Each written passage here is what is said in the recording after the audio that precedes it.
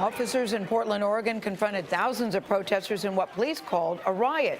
Some demonstrators smashed store windows. Protesters faced off with police in other cities too, including Oakland, Denver, and Minneapolis.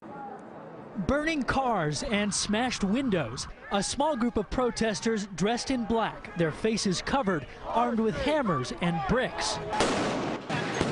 Facing off with thousands of officers on site, many in riot gear, confronting them with flashbang grenades and pepper spray.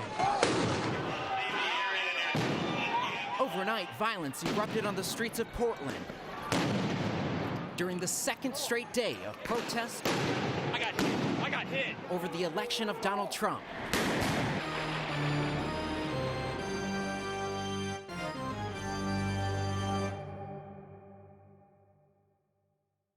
Weekend. But the secret to getting out the vote is what, Jane? Well, first of all, we call it get out the vote, but what we really mean is it's get out your vote, as Kathleen well knows. Because if you're not careful, you end up pulling, especially in an election like this, where people's minds are changing, you may end up bringing out the wrong voters to vote. So that's the first thing you got to do. You've got to make wrong sure voters, meaning voters who are not voting for your team, exactly. even though you're getting them to the polls. That's right. Here's another interesting chart. This is voter turnout by educational attainment for the same U.S. presidential election, 2008. So you can see that on average, across all education levels, you have this voter turnout around 58.2%. But the more educated people get, the more they're likely, or at least in that election, the more likely they were to actually vote. The more educated people are, they might feel more engaged. They might have a better belief that their vote is effective, so they have a belief around political efficacy. This is voter turnout in the 2008 U.S. presidential election by race and ethnicity.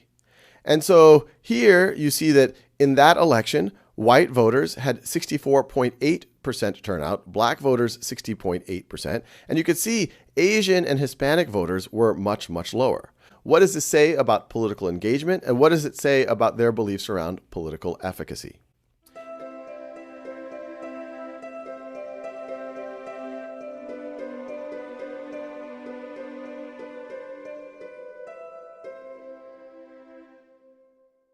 Seats.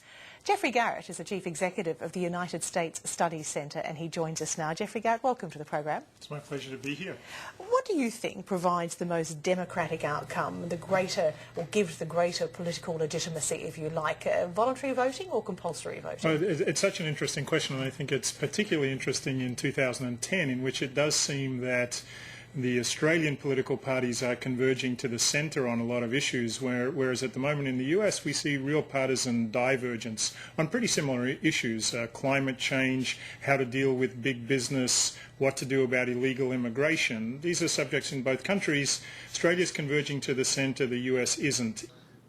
And the notion that this day and age we would be deliberately trying to restrict the franchise makes no sense. And at the state and local levels, you can push back against that and make sure that we're expanding the franchise, not restricting it. In Australia and some other countries, there's mandatory voting. It would be transformative if everybody voted. That would counteract money more than anything.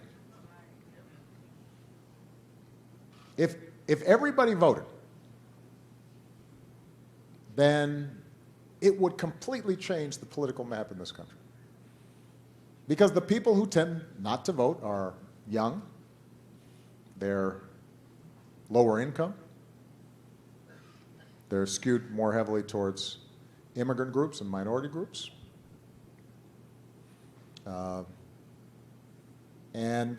they're often the folks who they're scratching and climbing to get into the middle class, and they're working hard. There's a reason why some folks try to keep them away from the polls. We should want to get them into the polls.